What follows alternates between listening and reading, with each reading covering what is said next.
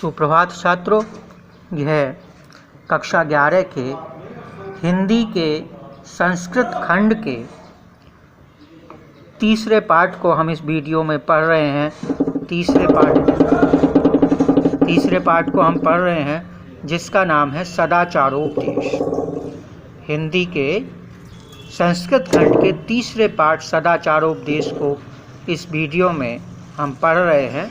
पहले वीडियो में हमने इसके पहले 6 श्लोकों को पढ़ लिया है। इसके आगे 7वें श्लोक से इस वीडियो में हम पढ़ेंगे।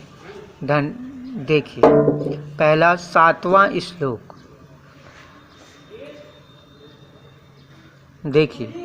अक्रोधन सत्यवादी भूतानाम अविहिंसकः अनुसूय अजिहश्चय शतम वर्षाणि जीवति।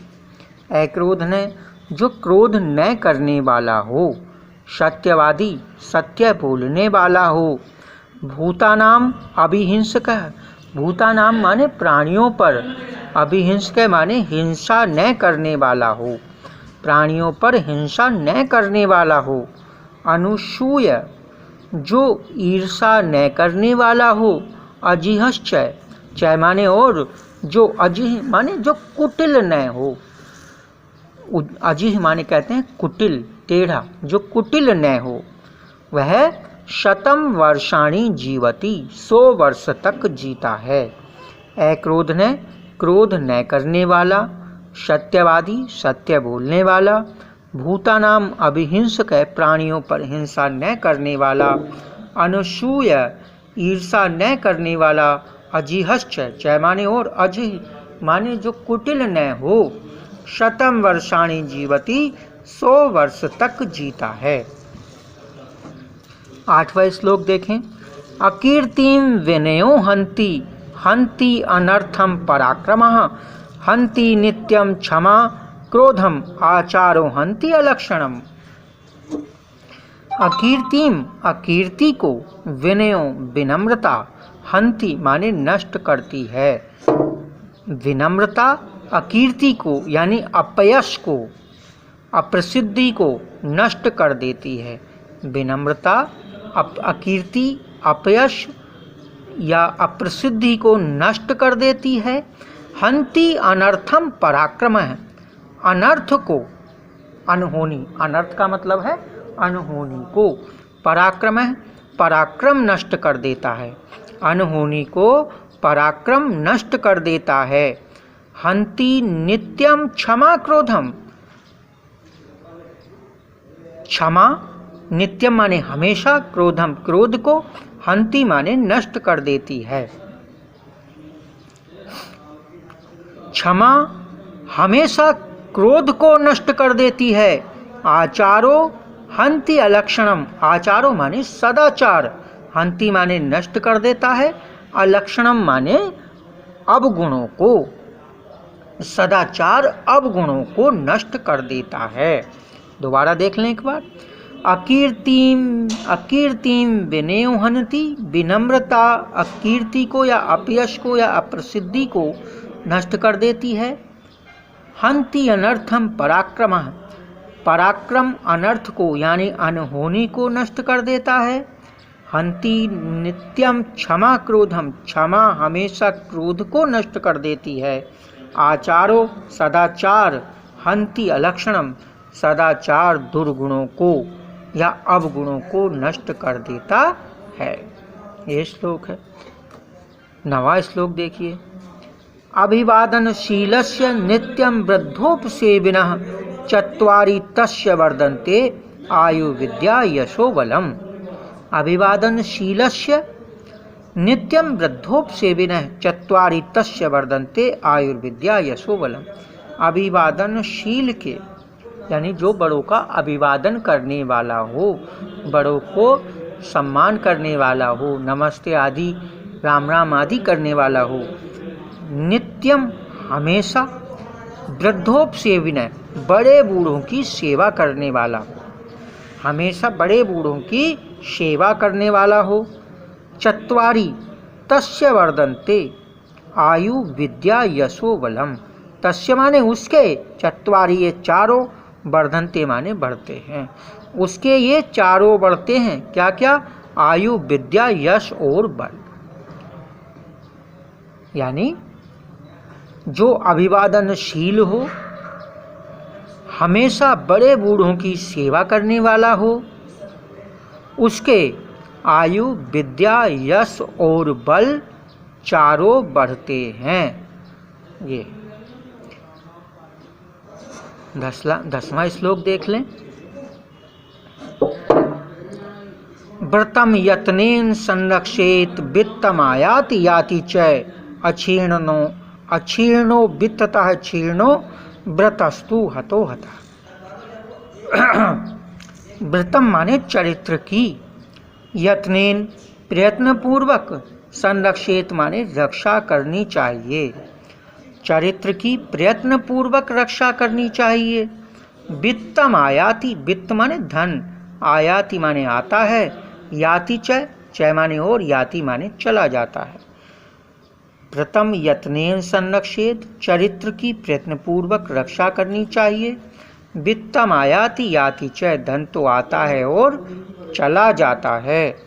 अक्षीर्णो वित्ततः क्षीर्णो, अक्षीर्णो कुछ भी क्षीर्ण नहीं है या क्षीर्ण नहीं है।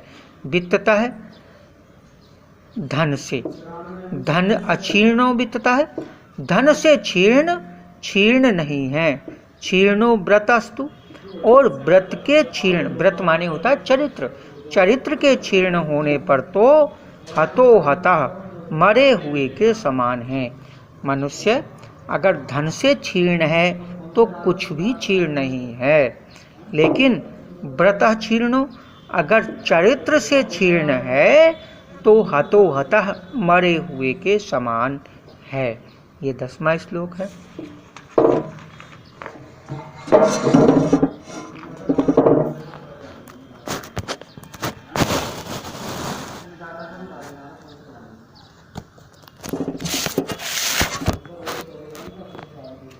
देखिए 11वां श्लोक।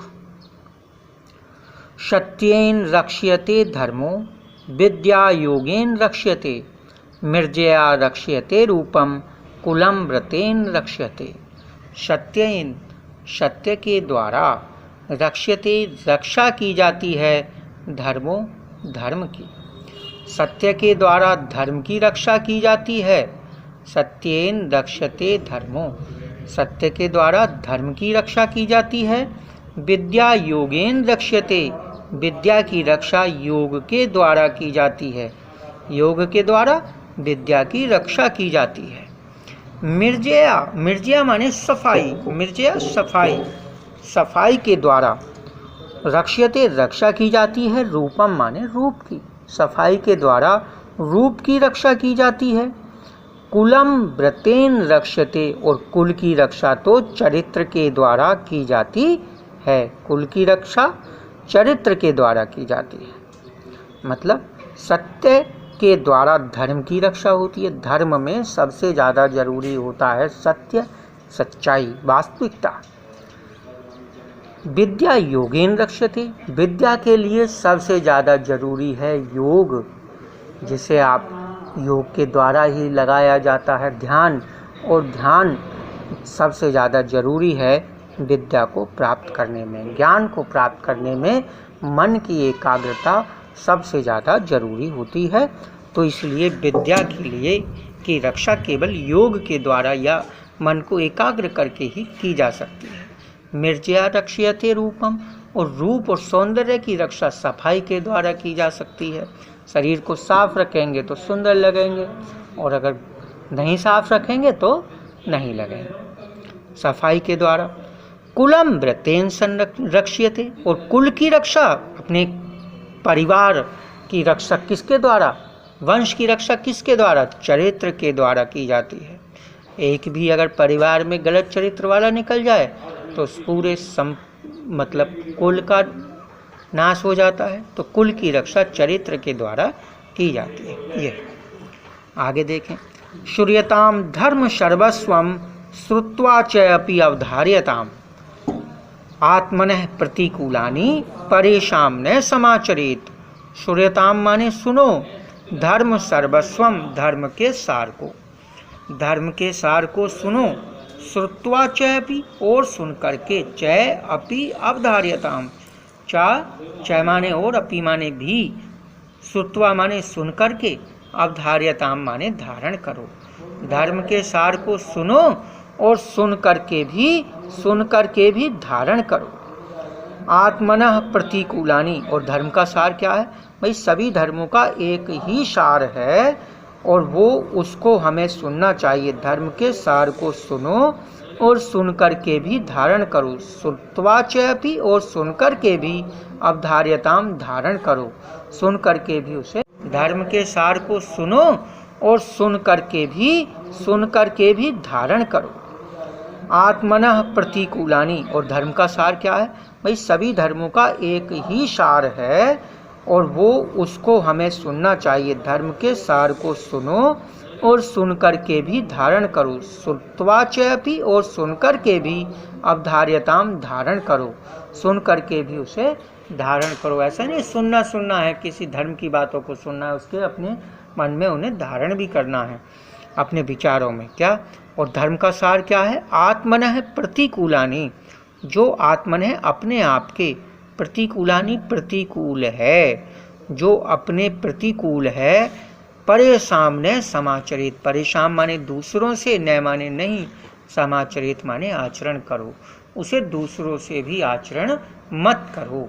आत्मनः प्रतिकूलानि, जो अपने प्रतिकूल है, अपने विरुद्ध है, उसे दूसरों से भी आचरण मत करो। जो अपने प्रतिकूल है, अपने विरुद्ध है, वह दूसरों से भी आचरण मत करो। यह यानी जो बात आपको अच्छी नहीं लगती, उस बात को, उस व्यवहार को दूसरों से भी नहीं करना चाहिए। ये आपका पाठ, जो तीसरा पाठ है सदाचारोपदेश, ये आपका पूर्ण हुआ है। इसका जो अभ्यास कार्य है वो करा दिया जाएगा बाद में।